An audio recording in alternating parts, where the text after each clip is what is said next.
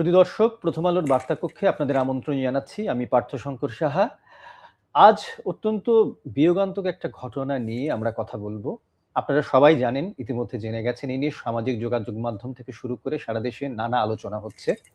মিরপুরে ৭৫ বছর বয়সী এক বৃদ্ধা নারী, তার লাশ উদ্ধার করা হয়েছে এবং তার মৃত্যুর কয়েকদিন পর লাশটা পড়েছিল। তার সন্তানেরা ছিলেন, সন্তানের সঙ্গে তিনি থাকতেন। আরো অনেক কয়েকজন সন্তান আছে, যারা সবাই প্রতিষ্ঠিত। সেই সন্তানের মায়ের এই মৃত্যু অনেকেই মানতে পারছেন না। তো এটা শুধু এই একটা মানে নতুন একটা কোনো ঘটনা নয়, এ ধরনের ঘটনা আগেও ঘটেছে। কিন্তু এই যে ঘটনা, এর পেছনে কি সন্তানের উদাসীনতা দায়ী? কেন আমরা উদাসীন হচ্ছি বাবা-মার প্রতি, অন্য অভিভাবকদের প্রতি? আজ সেই বিষয় নিয়েই আমরা কথা বলব। আমার সঙ্গে আছেন বিশিষ্ট মনোরোগ বিশেষজ্ঞ ডক্টর মেঘলা সরকার। আপনাকে আমন্ত্রণ জানাচ্ছি বার্তা কক্ষে। আমরা এই ঘটনাটা আমরা সবাই জানি এবং এই নিয়ে নানা আলোচনা নিশ্চয়ই আপনারও চোখে পড়েছে। তো আমরা এখন ১ম এই আপনার কাছে যে প্রশ্নটা করতে চাই, সেটা হচ্ছে যে এটা কি একটা বিচ্ছিন্ন একটা পারিবারিক ট্র্যাজেডির মধ্যেই আমরা এটাকে সীমাবদ্ধ রাখবো? যে না, আমাদের এই শহুরে জীবনের বৃদ্ধদের প্রতি আমাদের একটা ক্রমবর্ধমান যে কি বলবো, যে নিরাসক্তি বা একটা তাদের যে নিঃসঙ্গতা এবং আমাদের যে অবহেলা, সেটার একটা প্রতীক হিসেবে দেখছেন আপনি? আপনি যেটা বলছেন যে মানে আমাদের বৃদ্ধ মা-বাবার প্রতি যে এক ধরনের উদাসীনতা, আমাদের সমাজের মধ্যে যে কিছু পরিবর্তন সন্তানের বাবা-মার সাথে যেটা আমরা দেখে আসছি, সেটা থেকে যে এক ধরনের অপ্রত্যাশিত ঘটনা, সেটার একটা রিফ্লেকশন কিনা। এক্ষেত্রে আমি বলব যে এই ঘটনা স্পেসিফিক্যালি আমি যতটুকুন দেখলাম বা উনি যেটা মোড়ে পড়েছিলেন, যেখানে যে অবস্থার মধ্যে দেখলাম, সে থেকে আমার একটু ব্যাখ্যাটা অন্যরকম। আমার কাছে যেটা মনে হয় যে ভদ্রমহিলা সম্ভবত কোনো জটিল মানসিক রোগে আক্রান্ত হয়ে থাকার সম্ভাবনা অনেক বেশি। কারণ তার যে নিজের প্রতি যে সেলফ কেয়ার একেবারে এতখানি, হয়তো বা বাবা মানে ছেলেমেয়েরা যদি তাকে খুব নেগলেক্টফুল করেও থাকে, নিজেকে কিন্তু এতখানি তার এভাবে রাখার কথা না। হ্যাঁ, কাজে এই যে একদম তার নিজেকে মানে জটিল কিছু মানসিক রোগ আছে, অনেক ধরনের এ ধরনের জটিল মানসিক রোগগুলা যেটা আসলে যেটা প্রবলেম, অনেক সময় সন্তানরাও কিন্তু মানে বুঝতে পারে না এটা যে একটা চিকিৎসাযোগ্য সমস্যা। আবার এবং স্পেসিফিক্যালি কিছু রোগের ক্ষেত্রে ফ্যামিলি মেম্বারদেরকে অ্যাক্সেসও দেয় না। অর্থাৎ হলো পরিবারের লোকদেরকে কিন্তু সন্দেহ করে। মানে মা-বাবা সন্দেহ করে ছেলে-মেয়েদের, ছেলেমেয়েরা হলে অনেক ক্ষেত্রে বাবা-মাকে সন্দেহ করে। আপনারা নিশ্চয়ই রীতা মিতার কেসটা আপনাদের মনে আছে। সেটাই, ওই প্রসঙ্গে আমরা আসতামও হয়তো পরে। যাই হোক, আপনি তুললেন। তো সেক্ষেত্রে সেটারই একটা মনে হচ্ছে এরকম, যেটা হয় যে এ ধরনের রোগীর ক্ষেত্রে রোগীরা যেহেতু মনে করে যে এই যে তার সন্দেহ, এটা যে আসলে রোগ না, এটা মনে করে যে সত্যি সত্যি হচ্ছে, যেটাকে আমরা ডিলিউশন বলি। অর্থাৎ কোনো ভিত্তি নাই, কিন্তু রোগী ১০০ ভাগের মধ্যে ১০০ ভাগে বিশ্বাস করছে এবং আপনি হাজার কনভিন্স করলেও সেই জায়গাটা থেকে আপনি তাকে বিশ্বাসের জায়গায় আনতে পারবেন না। এটা আসলে আমাদের একদম মেডিকেশন লাগে বা সেরকম মানসিক রোগ চিকিৎসা লাগে। তো সেক্ষেত্রে হতে পারে যে সে চিকিৎসাটা করতেও চায় নাই এবং হলো ছেলে মেয়েদের সেখানে অ্যাক্সেসও হয়তো বা দিত না। তো হয়তো এমন হতে পারে যে দিনের পর দিন তারা রিজেক্টেড হয়েছে, তারা চেষ্টা করেছে। কাজে আমি একদম একপাক্ষিক সবাই যেভাবে দেখছে, তার বাইরে তো আসলে আরো অনেক কিছুই থাকতে পারে। থাকতে পারে। কাজে সেরকম একটা ব্যাপার এটা হওয়ার সম্ভাবনাটাই বেশি মনে হচ্ছে। আর এরপরে কিন্তু একটা প্রশ্ন থাকে, যদি রোগ হয় তাহলে তারা চিকিৎসার জন্য নিয়ে গেল না কেন? যেহেতু এই রোগে রোগী নিজেকে মনে করে না সে তার এটা কোনো মানসিক রোগ, বরং হলো যখন তাকে চিকিৎসার কথা বলবে সে আরো বেশি ভায়োলেন্ট হয়ে যায়, আরো বেশি অ্যাগ্রেসিভ হয়ে যায়। অনেক ক্ষেত্রে পেশেন্টকে নিয়ে আসতে পারে না, যেটা আসলে গ্যাপ হয়েছে, কমিউনিকেশন গ্যাপ। সেটা হলো যে এ ধরনের কেসে যদি পেশেন্ট নাও আসে, শুধুমাত্র যদি অ্যাটেন্ডেন্টরা আসে, আমরা কিন্তু অনেক ক্ষেত্রে বর্ণনা শুনেও বুঝতে পারি এবং অনেক ক্ষেত্রে কিন্তু ট্রিটমেন্টের বা আপনাদের তাদের কি করণীয় সেই জায়গায় আমরা অ্যাডভাইস করতে পারি। আমি বলবো এই জায়গায় একটা গ্যাপ হয়ে গেছে। এটা ওনারা অবশ্য নাও জানতে পারে, নাও বুঝতে পারে। অনেক সময় মনে করতে পারে আমি যদি পেশেন্ট না নিয়ে যাই তাহলে ডাক্তার কিভাবে তাকে চিকিৎসা দিবে, এটা তারা হয়তো বা ভাবতে পারে। তো এই প্রসঙ্গ যেহেতু আসলো, সেক্ষেত্রে আসলে আমি মনে করি যে দর্শকদেরও এটা জানা প্রয়োজন। এরকম যদি ব্যাপার হয়ে থাকে, এখানে যদি শুধুমাত্র রোগীর অ্যাটেন্ডেন্টরা, পরিবারের সদস্যরা যায়, সেক্ষেত্রেও কিন্তু তাদের একটা ওয়ে আউট আমরা দেখাতে পারি। কিন্তু ওনারা যখন নিতেও পারলো না, পেশেন্টটা আনঅ্যাটেন্ডেন্ট থাকলো, আনট্রিটেড থাকলো, আস্তে আস্তে কিন্তু একটা মানে আমরা একটা খুব অনাকাঙ্ক্ষিত ঘটনা আমরা প্রত্যক্ষ করলাম। তো সেক্ষেত্রে আমরা আসলে বিষয়টার আরো অনেকগুলা ডিমেনশন থাকতে পারে, এটা হলো আমার মতামত। আচ্ছা, ডক্টর সরকার, একটা বিষয় সেটা হচ্ছে যে এই যে বলছেন যে বাবা মার ক্ষেত্রে বা আমাদের যারা বয়স্ক অভিভাবক আছেন আর কি, তার ক্ষেত্রে তাদের যদি এই ধরনের কোনো সমস্যা থাকে, তাহলে সেটা অ্যাটেন্ড অনেক সময় করা হচ্ছে না। তার মানে কি আমরা এই মানসিক অবস্থার খবরগুলো রাখছি না? আমাদের কোথাও কি মানে পারিবারিক এই যোগাযোগগুলো ভাঙছে? পার্টিকুলার এই কেসের ক্ষেত্রে আমি এভাবে না, বলব আমি না। সামগ্রিকভাবে কথাটা বলছি। সামগ্রিকভাবে এটা আমরা তো আসলে এখন অনেক বেশি ব্যস্ত হয়ে গিয়েছে। হুম, আমরা কিন্তু যেমন হলো আমরা আসলে বাবা-মার খবর রাখছি না, আমরা ছেলেমেয়ের খবরও কিন্তু রাখছি না। হুম, আমাদের ছেলেমেয়েরাও কিন্তু নিজের জগতে নিজের মতন করে মোবাইলের দুনিয়াতে, রঙিন দুনিয়াতে তারা নিজেদের মতন হুম, করে বড় হয়ে যাচ্ছে এবং আমরা মনে করছি তাকে আমরা একটা iPhone হাতে তুলে দিচ্ছি, স্মার্টফোন দিচ্ছি, হুম, তাকে আমরা সুযোগ সুবিধা দিচ্ছি। This is enough. হুম, কাজেই এই যে মানে সমাজের যে একটা আমাদের বলবো হঠাৎ করে একটা পরিবর্তনের মধ্যে দিয়ে হুম, যাচ্ছি। যেখানে আমাদের পরস্পরের সাথে পরস্পরের মধ্যে একটা বিচ্ছিন্নতা তৈরি হয়েছে।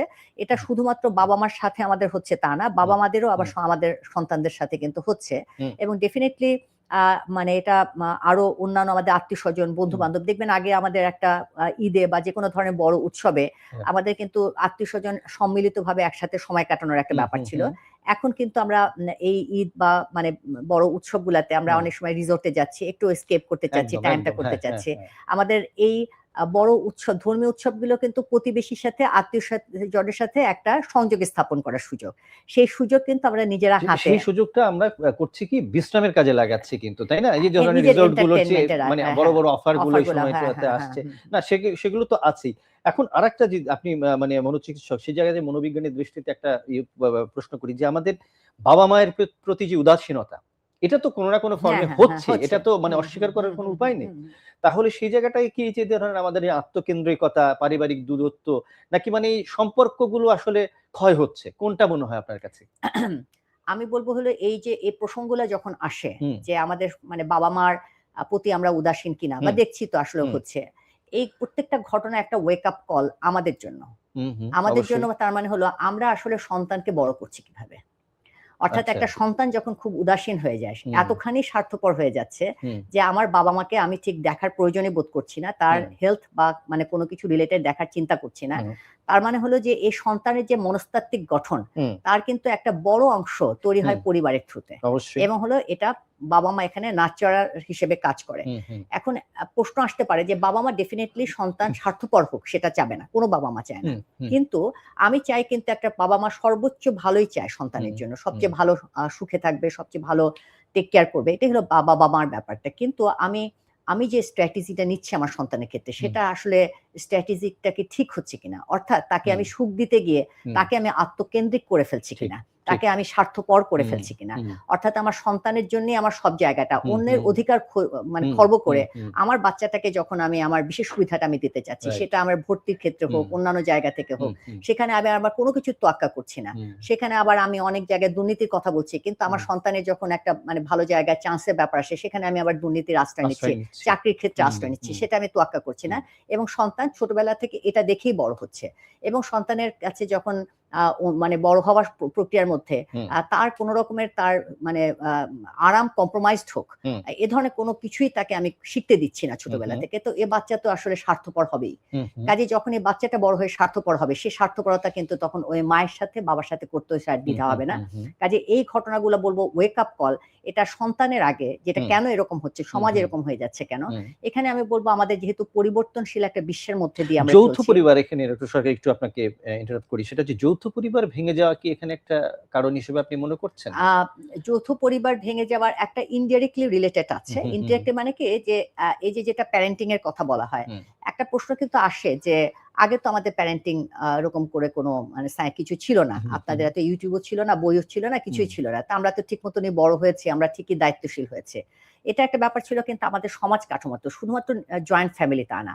আমাদের দেখবেন কমিউনিটিটা, আমাদের প্রতিবেশীরা, হুম, আমাদের আশেপাশের মানুষরা কিন্তু খুব একটা পরিবারের মতন ছিল। হুম, অর্থাৎ হুম, হলো একটা ছেলে কিন্তু একটা তার মানে পাশের বাড়ির মানে আঙ্কেলের সামনে সে সিগারেট ধরাবে না। হুম, হুম, সে অবশ্যই। সিগারেটটা সরিয়ে হুম, ফেলবে। হুম। এখন কিন্তু আরেক পাশের বাড়ির আঙ্কেল আন্টির কোনো কথা বলার স্কোপ নাই। না চিনি না তো আমরা কেউ কাউকে, চিনিও তাই নাই না? এবং হলো সেটাই। তার কিন্তু কোনো কথা হুম, বলার হুম, স্কোপ হুম, নাই। হুম, কাজে আমরা কিন্তু শুধুমাত্র যে আমরা জয়েন্ট ফ্যামিলি ভেঙে গেছে তা না। আমরা তো হুম, বিচ্ছিন্ন দ্বীপের মধ্যে আসলে বড় হচ্ছি। হুম, যার সাথে কারো দায়বদ্ধতা নাই। একটা সন্তান বেড়ে উঠবে যে হুম, বেড়ে ওঠা কিন্তু সে শুধুমাত্র একটা জৈবিক বৈশিষ্ট্যের না। না, এই এনভায়রনমেন্ট তাকে একটা রোল প্লে রাইট। করে। হুম, ১ম হুম। অ র সামাজিক সা পরিবেশটা সা আরকি। হ্যাঁ, এটা তার পরিবারে যেমন হুম, ইম্পোর্টেন্ট, তার স্কুল যেমন ইম্পোর্টেন্ট, তার কি কাঠামোর মধ্যে বের হচ্ছে, তার তার যে আশেপাশের যে সমাজ, তার আশেপাশের যে কমিউনিটি, প্রতিবেশী, এটাও খুব বড় ধরনের রোল প্লে করে।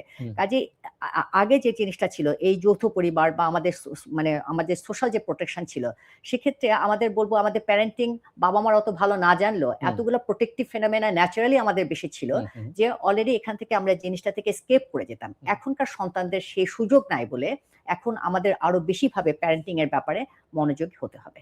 আচ্ছা। তো এই জায়গাটাতে আপনি বললেন যে দেখেন আপনার কথাগুলো খুবই ঠিক যে আমি হয়তো সত্যি কথা বলতে যে আমার ফ্ল্যাটে মানে অন্য ইউনিটে কে থাকেন আমি অনেকের নাম জানি না। আমি জানি না আপনারও সেটা হয় কিনা। এরকম কিন্তু মানে এটা বাস্তবতা।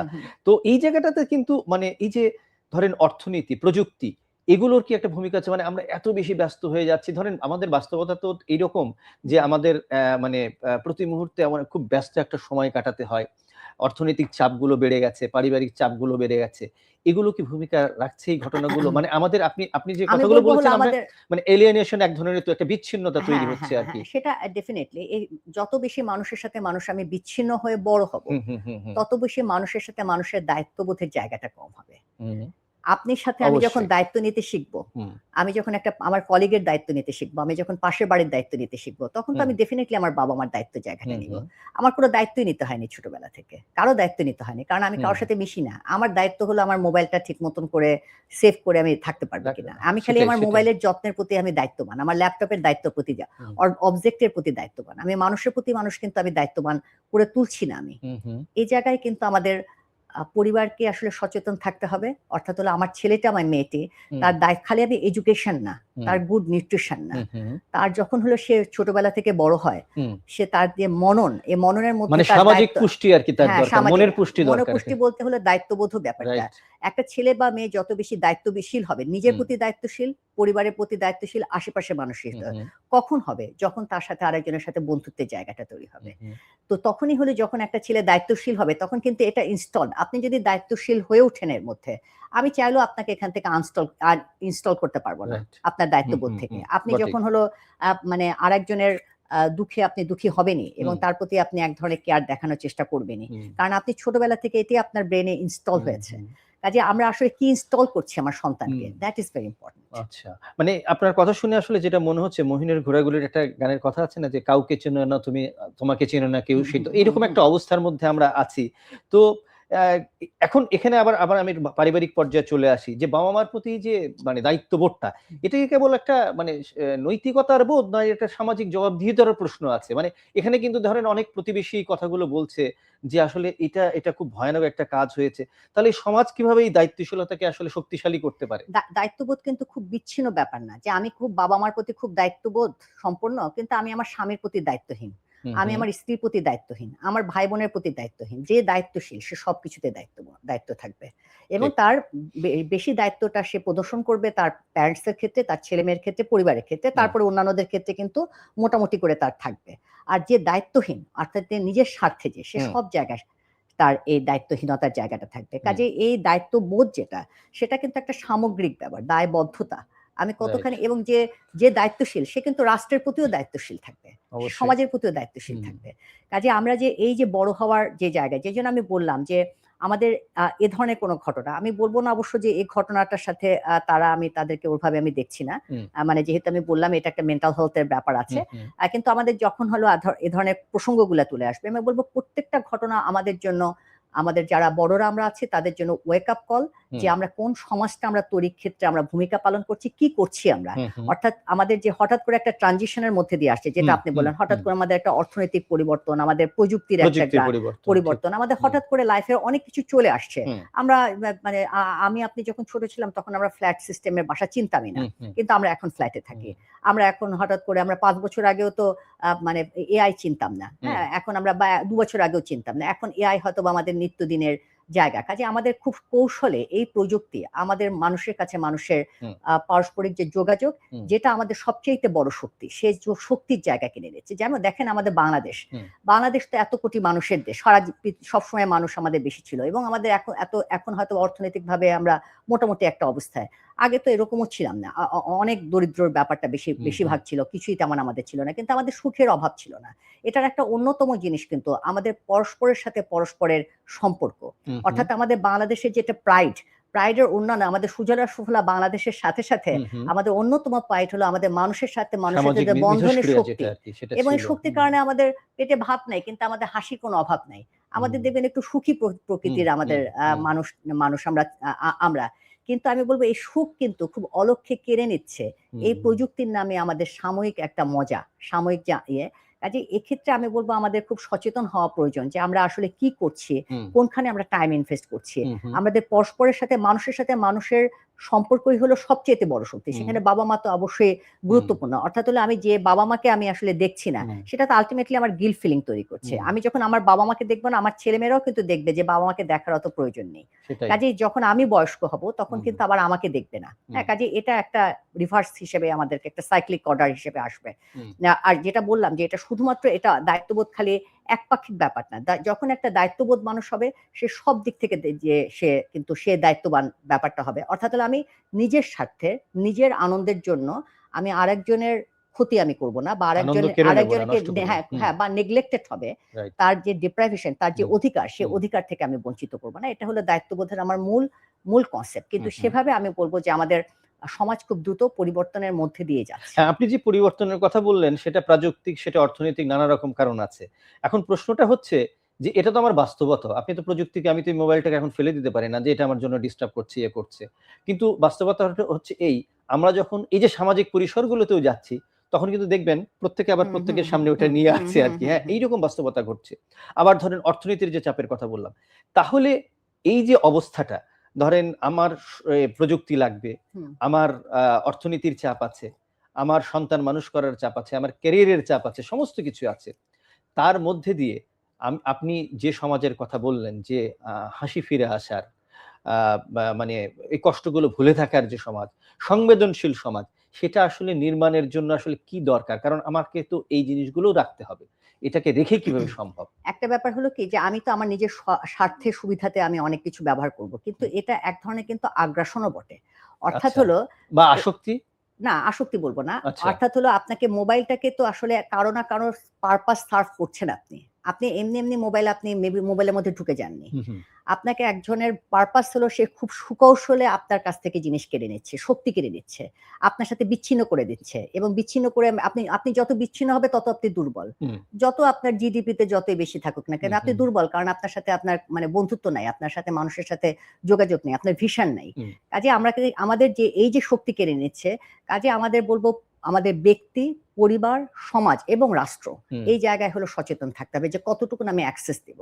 কিছু ক্ষেত্রে আমি বলবো প্রযুক্তির এখানে রাষ্ট্রের কিছু ভূমিকা আছে, এবং হলো পরিবার নিজের দিক থেকে কিছু রুলস রেগুলেশন আমাদের তৈরি করতে হবে। কিন্তু আমি সন্তানকে আমি মোবাইল দিয়ে দিলাম, সারা রাত সে মোবাইল চাপালো, এটা তো আসলে একটা অ্যাডিকটিভ প্রপার্টিও আছে।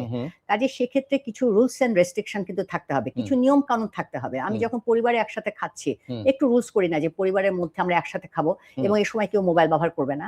আমাদের বাসায় যখন গেস্ট আসবে, যখন গেস্ট প্রথমে আমরা বলে দিলাম যে গেস্টদের মধ্যে কিন্তু এই যে সময়টা আমরা কাটাবো, এই সময় কিন্তু আমাদের মোবাইলটা আমরা ব্যবহার করবো না। আমরা যখন রিসোর্টেও যদি ঘুরতে যাই তাহলে কিন্তু আমরা এই সময়টা আমরা করবো না, আমরা যদি একা থাকি তখন করবো। কিছু রুলস রেগুলেশন আমাদের নিজেদের স্বার্থে, অর্থাৎ হলো যার সুবিধা, যে আগ্রাসন করছে, যে আগ্রাসী, সে তার সুবিধায় আমাকে ব্যবহার করবে, কিন্তু আমি কতটুকু ব্যবহৃত হব আমি সেটা আমি ব্যক্তিক পর্যায়ে, পারিবারিক জায়গায়, সামাজিক জায়গায় এবং রাষ্ট্রীয়ভাবে কিছু নিয়ন্ত্রণ রাখা উচিত।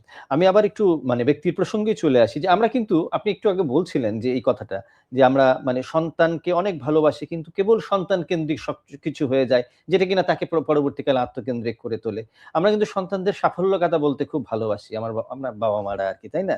কিন্তু একজন সফল মানে সন্তানের সংজ্ঞায় বাবা মা কেন এই বিষয়টা যুক্ত করতে পারেন না যে তার প্রতি সংবেদনশীল, কেবল তার ক্যারিয়ারের দিকেই বাবা মা করেন, মানে দিকটাই দেখেন। আমরা এই ঘটনাতেও দেখেছি প্রত্যেকেই প্রতিষ্ঠিত, তারপরেও তার এই পরিণতি হলো। একটু বলেন বিষয়টা।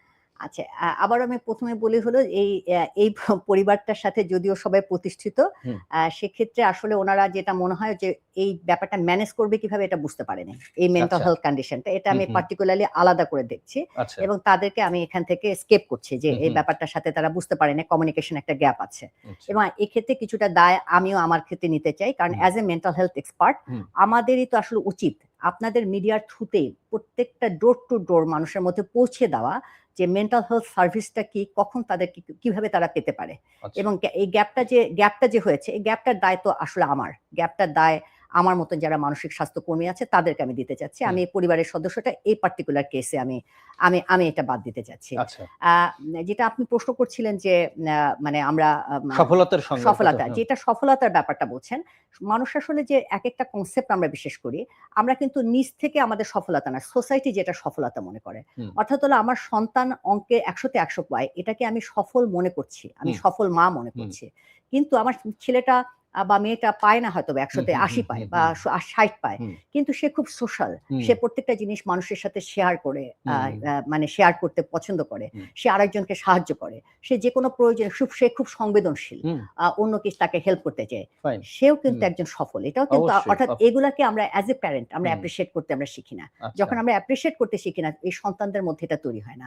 আপনার সন্তান সেভাবেই তৈরি হবে যেটাকে আপনি রিইনফোর্স করবেন। অর্থাৎ হলো বাবা-মার যে কনসেপ্ট, সে কনসেপ্টটাই কিন্তু অ্যাকচুয়ালি ট্রান্সমিটেড হয় সন্তানের মধ্যে। অর্থাৎ সন্তান যদি দেখে যে আমার পড়ালেখাটা যেমন হলো খুব অ্যাপ্রিশিয়েটেড হচ্ছে, আবার আমি যে বন্ধুদের সাথে মিশছি, আমি একটা খাবার আনলে যে সব ভাই বোনকে আমি শেয়ার করে খেচ্ছি, বাসায় কেউ গেস্ট আসলে তাদেরকে আমি জিজ্ঞেস করছি আঙ্কেল কেমন আসবেন, আবার আসবেন, এই যে আমি কথাগুলো বলছি, আমার যে সোশ্যাল স্কিল, এটাও তো আসলে একটা সফল পার্সনের, অর্থাৎ সফলতার দিকে যাচ্ছে। এটা যখন সে যখন অ্যাপ্রিসিয়েশন হলেই কিন্তু সে এই জিনিসগুলো বেশি করে করবে। কাজেই সফলতা আমরা আসলে সোসাইটি আমরা কিভাবে দেখছি, সেটাও আসলে পরিবর্তন প্রয়োজন। আমরা খুব মানে সিঙ্গল ভিশনে দেখছি, এককেন্দ্রিক ভাবে দেখছি। এটা আসলে অনেক, এবং সফল মানে কি, আপনি শুধুমাত্র অঙ্কে ফার্স্ট হয়ে তো সে ছেলেটা সুখী না, সে ছেলেটা সুখী যে ছেলেটা আসলে সবার সাথে মিশে, যে ছেলেটা সবার সাথে যখন শেয়ার করে তখন সে নিজেকে ভ্যালুড ফিল করে, অন্যদের কাছে সে গুরুত্ব পায়, এবং সে কিন্তু আত্মবিশ্বাসী হয়ে বড় হয়, এবং আলটিমেটলি সে কিন্তু হ্যাপি। আমি সফলতা অনেক পয়সা দিয়ে আমি কি করব যদি আমি রাতে ঘুম না হয়, যদি আমি আসলে মানসিকভাবে কন্টেন্ট ফিল না করি। কাজে কন্টেন্ট পার্সনের প্রথম জিনিস হলো তার যুথবদ্ধতা, মানুষের সাথে মেলামেশা, মানুষের সাথে হলো এক ধরনের যুক্ত হওয়ার, মানে এবং সোশ্যাল স্কিল তৈরি করা, আত্মবিশ্বাসী হওয়া, এগুলো হলো তার সফল মানুষ আসলে দিন শেষে যে ভালো থাকবে। কাজে আমরা সফলতার জায়গাগুলোতেও আমাদের সোসাইটি, আমার মানে সে জায়গায় কিন্তু আমরা এমন করছি যে ক্যারিয়ার আগে পরিবার পরে, এটা কিন্তু আমার তৈরি হয়ে যাচ্ছে এই জায়গাটাতে। আলটিমেটলি কিন্তু আমি ওই ক্যারিয়ার নিয়ে কিন্তু আমি হ্যাপি থাকছি না। আলটিমেটলি তখন আমাদের মেন্টাল হেলথ যারা এক্সপার্ট, তাদের চেম্বারে আপনারা পয়সা ঢালতেছেন, আপনি সারাদিন ইনকাম করতেছেন, আবার আমার জন্য আপনি আমার চেম্বারে আমার ফ্ল্যাট গাড়ি বানানোর জন্য আপনি টাকা করতেছেন, কারণ আপনি তো হ্যাপি না, আপনার সেই ফ্রাস্ট্রেশন আছে। কিন্তু আপনার হ্যাপিনেস আপনি অনেকখানি কিন্তু নিজেরটা আপনি নিজে তৈরি করতে পারেন, কিন্তু আমাদের ওয়েটা আমরা অনেকখানি, তার মানে সামাজিক প্রভাব এখানে বড় হিসেবে কাজ করছে। আচ্ছা আচ্ছা, তো এখানে আমাদের আমরা যদি আবার একটু এই প্রবীণদের বিষয়ে চলে আসি, সেখানে হচ্ছে যে সেখানে রাষ্ট্রের এবং সামাজিক কিছু দায়িত্বও তো আছে। এই রাষ্ট্র মানে আমাদের যে ব্যবস্থাপনা, মানে আমাদের চিকিৎসা ব্যবস্থাপনা থেকে শুরু করে সামাজিক ব্যবস্থাপনা, এটা কি প্রবীণ উপযোগী? আপনার কি মনে হয়? আমি মনে করি রাষ্ট্রেরও কিছু কিছু ক্ষেত্রে একটু মানে কিছু জিনিসে আসলে মানে ইন্টারভেনশন করার প্রয়োজন আছে। যেমন এই যে প্যারেন্টিং এর কথা বললাম, এটা একটু স্কুল পর্যায়ে যদি রাষ্ট্র থেকে কিছু জিনিসগুলাতে শক্তভাবে ব্যাপারগুলা করে, মানে কারণ কি প্যারেন্টিং মানে এখানে স্কিল পার্সন কিন্তু ট্রেন আপ করবে, হ্যাঁ, প্যারেন্টসদের ট্রেন আপ করতে পারে, টিচারদের ট্রেন আপ করতে পারে। এই জায়গাগুলো রাষ্ট্র সাহায্য ছাড়াটা পসিবল না। এই যে প্রযুক্তির জায়গা ব্যবহার, কিছু জায়গাটা, হ্যাঁ, এটা এত সহজ না, মানে এটা তো একটা জটিল অবস্থার মধ্যে আমরা তো ঢুকে গেছি, মানে আমরা এত বেশি ঢুকে গেছি যে এখান থেকে এত রেস্ট্রিক্ট করাও, মানে কিন্তু অনেক দেশে তো আমি দেখি যে আমরা যখন বিদেশে অনেক জায়গায় যাই, অনেক ক্ষেত্রে কিন্তু অনেক সোশ্যাল মিডিয়া রেস্ট্রিকশন আছে, এত সহজে করা যায় না, এবং তাদের মধ্যে কিন্তু সত্যি সত্যি বন্ডেজ ভালো দেখি পরিবারের মধ্যে। তো আমাদের দেশের হয়তো এত সহজ না এই জিনিসগুলো আমরা বললেই যে তারা সরকার সহজে করতে পারবে তা না, কিন্তু আমি মনে করি যে একটু চিন্তা ভাবনা যদি করে তাহলে হয়তো কোনো একটা ওয়ে আউট বের হয়ে আসতে পারে। কারণ এটা আলটিমেটলি তো মানে আমাদের সোসাইটি, ব্যক্তি মানুষই যখন আসলে আমরা মানে আমাদের মনস্তত্ত্বের জায়গা অসুস্থ মানসিক ভাবে থাকবো, তো রাষ্ট্র যতই উন্নতি করুক আসলে তো পুরো আউটকামটা সেভাবে ওরকম করে পাবে না, কারণ রাষ্ট্রের ইউনিট তো মানুষ। হ্যাঁ, সেটাই। আমি প্রবীণদের কথাটা এই জন্যই আরো বেশি করে এখন আসছি। দেখেন আমাদের যে ডেমোগ্রাফির এখন অবস্থা, আমরা একটা খুব নবীন প্রজন্ম নিয়ে এখন বাংলাদেশ আছে। তাদের সংখ্যাটা অনেক বেশি। কিন্তু এই সংখ্যাটা, প্রবীণদের সংখ্যা কিন্তু বাড়ছে। আগামী অন্তত ২০ বছরের মধ্যে একটা খুব প্রবীণ জনগোষ্ঠীতে আমরা পরিণত হব। তো এই বিষয়গুলো ভেবেই সম্ভবত ২০১৩ সালে একটা আইন হয়েছে, একটু আগে আপনার সঙ্গে কথাও বললাম, যে ভরণ পোষণ আইন। তো সেখানে কিছু মানে বাধ্যবাধকতা আছে। সন্তানকে বলা হচ্ছে যে এবং হয়তো আপনি কিছু রিপোর্টও দেখেছেন যে বাবা-মা অথবা মা ভরণ-পোষণ দিচ্ছেন না, এইজন্য আদালতের দ্বারস্থ হয়েছেন। হুম, এই হুম, ধরনের হুম, হুম, ঘটনাও হুম, কিন্তু হুম। ঘটেছে। সেখানে শাস্তির ব্যবস্থাও আছে। সেই শাস্তিটা হচ্ছে ৳১,০০,০০০ ৳১,০০,০০০ জরিমানা হুম, এবং হুম। ৩ মাস কারাদণ্ড। এটা কি যথেষ্ট? মানে শুধু আইন করেই কি এটা না, না, না। এটা কোনো আইন করে এবং এই টাকা দিয়ে কোনো অবস্থাতেই হলো আসলে এই জায়গাটাতে মানে ইট ইস অফ নো ইউস। হুম, হুম, হুম, হ্যাঁ? এবং আপনি যদি খুব প্র্যাকটিক্যালি চিন্তা করেন, হুম, সেটা কিন্তু আসলে আসলে মূল ব্যাপারটা না। একটা মানুষের কিন্তু শুধুমাত্র টাকা-পয়সার ব্যাপার দরকার হয় না। হুম। হ্যাঁ? তার সাথে কিন্তু এই যে কেমন আছো, সান্নিধ্য হ্যাঁ, দরকার হয়। সান্নিধ্য দরকার ঠিক। হয়। তার সাথে আমাকে টেক কেয়ার করছে, হুম, আমার প্রতি মনোযোগী। হুম। এই জায়গাটারও কিন্তু দরকার হয়। সে খাওয়া-পড়া পাওয়ার পরে কিন্তু সে একজন ডিপ্রেস থাকতে পারে। মানসিকভাবে ভালো নাও থাকতে থাকতে পারে। পারে। কাজেই সে যে এক ধরনের আনকন্ডিশনড লাভ চায়, যেটা হুম, তার হুম, সন্তানকে হুম, সে হুম, দিয়েছে। হুম, তো সেই জায়গাটা তো আসলে আপনার মানে পয়সা দিয়ে আমি হুম, মনে করি যে আইন এখানে এনাফ না। বরং আমাদের আসলে মূল জায়গাটা আমাদের মূল্যবোধের জায়গা হুম। এবং আবারও আমি ফিরে আসবো কিন্তু ওই প্যারেন্টিং এ। কারণ মূল্যবোধ তৈরি হওয়ার পেছনে কিন্তু প্যারেন্টিং এর একটা গুরুত্বপূর্ণ ভূমিকা আছে। আচ্ছা। আমরা একদম মানে শেষ দিকে চলে এসেছি। আপনাকে একটা আমরা আমরা বাবা-মা আমাদের বড় করেন, তাই না? আমরা প্রত্যেকেই জানি আমাদের জীবনে বাবা-মার কি হুম। গুরুত্ব। তো এত কিছু জানার পরেও আমরা আসলে শেষ বয়সে তাদের শেষ বয়সে কেন দূরে সরে যাই? কি মনস্তত্ত্ব কাজ করে এই জায়গাটাতে? আবারও তো ব্যাপারটা ওইটা। হুম, হ্যাঁ, আবারও ঘুরে হুম, ফিরে ব্যাপারটা ওই জিনিসে আসে। অর্থাৎ এই ছোটবেলা থেকে আমি তাকে দায়িত্ববোধের জায়গাটা কতখানি আমি তৈরি করেছি আমার সন্তানকে। অর্থাৎ হলো আমি আপনি, হুম, আপনার যা স্ট্রেংথ, হুম, আপনি যতটুকুনি ভালো, এটা অলমোস্ট অনেকখানি ইট ইস কন্ট্রিবিউটেড বাই ইউর প্যারেন্টস এবং আপনার যা লিমিটেশন হুম, সেটাও খুব ভুলভাবে হুম, হয়তোবা না বুঝে হুম। That is also they are responsible. বাবা-মার আচ্ছা। এতখানি পাওয়ারফুল, প্যারেন্টিং এতখানি পাওয়ারফুল। হু, হু, বাবা-মা শুধুমাত্র এডুকেশন দেয় না। তার মনস্তাত্ত্বিক জায়গাটা। কিন্তু কোনো বাবা-মা চায় না আমার সন্তানটা খারাপ হোক। হুম, যেটা বললাম হলো কিন্তু আমি চাচ্ছি এই জিনিসটা তার জন্য ভালো। কিন্তু আসলে ভালো হচ্ছে কিনা সেটা কিন্তু নাও হতে পারে। কারণ দিস ইস এ সায়েন্স। হুম, আপনার নিউট্রিশন যেমন সায়েন্স। আপনি হুম, মনে করলেন আমার বাচ্চাকে ৩ বেলা মিষ্টি খাওয়ালে বাচ্চাটা মোটা তাজা হবে, বাচ্চার স্বাস্থ্য ভালো।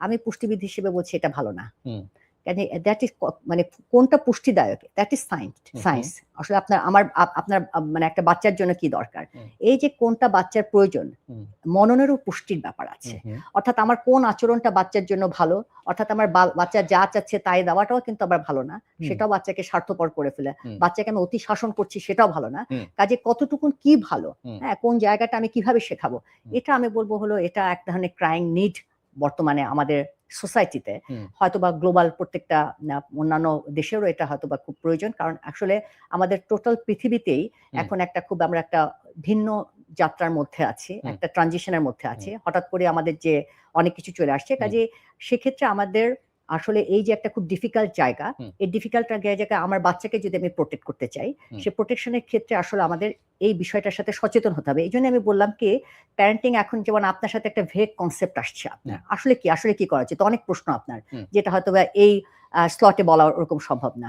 ঠিক তেমনি কিন্তু আমাদের দর্শকদেরও একই রকমের প্রশ্ন থাকতে পারে। কাজেই এই যে প্যারেন্টিং এর যে জায়গাটা সেটা রাষ্ট্রীয় ইন্টারভেনশন এর জন্য আমি বললাম যে একটা স্কুল পর্যায়ে যেমন অনেক সময় প্যারেন্টাল মিটিং হয় না? হুম, যে ম্যান্ডেটরি কিছু জিনিসে বাচ্চাদের ক্ষেত্রে কি করতে হবে, what to do, what not to do. Right. এই জায়গাগুলা যে মিনিমাম যে জায়গাগুলা দেওয়াটা হুম, প্রয়োজন। অর্থাৎ হলো আমার বাচ্চাকে খুব ভালো পড়ালেখার যে ভিত্তি সেটা করা প্রয়োজন যেমন, সে মূল্যবোধের জায়গাটাও আমাদের অতখানি প্রয়োজন। সেটা প্যারেন্টিং এর কথা হঠাৎ করে তো বাবা-মা প্যারেন্টিং কি সে তো বুঝবে না। হুম, কাজেই সেটা কিন্তু একটা স্ট্রাকচার ট্রেনিং তার প্রয়োজন। এখন ট্রেনিং নেওয়ার তো সময় নাই। কিন্তু হতে পারে স্কুলে তো মিট করে বাবা-মারা হুম, মাঝে, মাঝে হুম, মিট করতে হুম, আসে।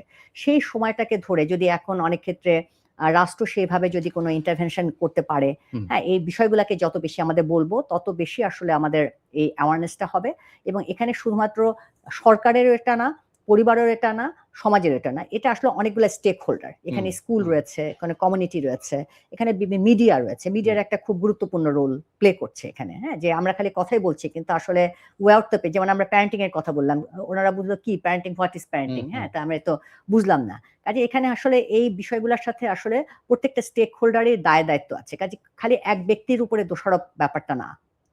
আচ্ছা। আমি একদমই শেষ প্রশ্ন আপনার কাছে করতে চাই। যে ঘটনাটা দিয়ে নিয়ে আজকে আলোচনা, সেটা তো আমাদের প্রত্যেকের মনে এক ধরনের কষ্টের বোধ তৈরি করেছে। তো আজকে যারা আমাদের যারা আপনি প্যারেন্টিং এর কথা বললেন ঠিক আছে। কিন্তু অ্যা যারা এখন মানে অভিভাবক হননি, যাদের ঘরে বাবা-মা আছে, সেইসব মানুষের জন্য আপনার কি বার্তা থাকবে? ডেফিনিটলি হলো বাবা-মার সাথে তো আমাদের একদম নারীর বন্ধন। হুম, হ্যাঁ? কাজে এটা এই দায়িত্বের জায়গাটা এমন, আমি হুম, যদি এই জায়গাটা এটা একটা অপরচুনিটি সন্তানের ক্ষেত্রে। আচ্ছা। বাবা-মাকে আ বাবা-মাকে আ মা তাকে তার দিয়ে দেওয়া। হুম, হুম, হ্যাঁ? হুম, এবং হুম, এই অপরচুনিটি যদি আমি না ইউটিলাইজ করি, হুম, একসময় তারা থাকবে না। এই গিল্ট ফিলিং কিন্তু থেকে যাবে।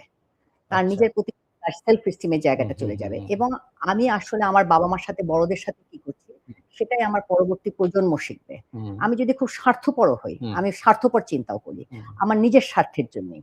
আমার আসলে যে আমার একদম মূল দায়িত্ব, আমার প্যারেন্ট যে যাই হোক আমার প্যারেন্টের অনেক দোষ থাকতে পারে, অনেক ব্যাপারে আমার সাথে দূরত্ব থাকতে পারে, অনেক ব্যাপার তার প্রতি অভিযোগ থাকতে পারে। হুম, কিন্তু তার জন্য হুম, আমি এসেছি। হুম, কাজে তার প্রতি যে আমার ডিউটি এটা রাইট। সবসময় এটা অপরচুনিটি, হুম, সবসময় এটা আমাদের সুযোগ। এই হুম, সুযোগ হাইয়েস্ট লেভেল ইউটিলাইজ করা। কাজে চমৎকার। এখানে হুম, আমার এই ইউটিলাইজেশন এর মধ্যেই হলো হুম। আমার পরবর্তী যাত্রা। খুব চমৎকার বললেন শেষ কথাগুলো। আপনার সামগ্রিক আলোচনায় আমার খুব ভালো লেগেছে। আমার ধারণা দর্শকেরও ভালো লেগেছে। শুধু দর্শক, আমরা ডক্টর মেঘলা সরকারের সঙ্গে কথা বললাম। আজকে যে আলোচনার বিষয়টা আমরা শুরুতেও বলেছি যে মিরপুরের ৭৫ বছর বয়সী নারী নুরজাহান বেগম, তার লাশ উদ্ধার হলো এবং বেশ কয়েকদিন পর সেটা আ পাওয়া গেল সেই লাশটি। সেটা নিয়ে যে সামাজিক যোগাযোগ মাধ্যম থেকে শুরু করে সমস্ত মাধ্যমে নানা রকম আলোচনা সমালোচনা হচ্ছে। তার পরিপ্রেক্ষিতেই আমরা আ যে খোঁজার চেষ্টা করছিলাম যে এটা একটা বিচ্ছিন্ন ঘটনা নয়। এটা একটা সামাজিক সমস্যা হিসেবে আসলে দেখা দিয়েছে এবং ডক্টর সরকার যে কথাটা বললেন যে এ ধরনের ঘটনা কিন্তু একটা ওয়েক আপ কল এবং সেটা আমাদের একটা হয়তো ঘটনা কিন্তু আগেও ঘটেছে, ভবিষ্যতেও এই ধরনের ঘটনা যেন না ঘটে সেই প্রস্তুতিটা আমাদের রাখার জন্য এই ধরনের ঘটনা আমাদের জন্য যেন শিক্ষণীয় হয় এবং শেষে উনি আরেকটি চমৎকার কথা বলেছেন যে আমরা আমাদের বাবা-মা বা আমাদের বয়স্ক অভিভাবকেরা তারা কিন্তু আমাদের কাছে এক ধরনের তাদেরকে ফিরিয়ে দেয়া, তাদের একটা তারা আমাদের কাছে এক ধরনের অপরচুনিটি, সুযোগ যে তারা আমাদেরকে পৃথিবীতে এনেছেন। তাদেরকে আমরা আমাদের ভালোবাসা দিয়ে, আমাদের নৈতিকতা দিয়ে, আমাদের স্নেহ বা শ্রদ্ধা দিয়ে তাদেরকে আ আ তাদেরকেও এক ধরনের পালন করব, তাদেরকেও লালন করব। তো সেই সুযোগটা যেন আমরা প্রত্যেকে নিই। আমাদের এইসব ঘটনার যেন আর মুখোমুখি না হতে হয়। সেই আ সেই প্রত্যাশাটাই রাখছি। আর বিদায় নিচ্ছি। ভালো থাকবেন আপনি।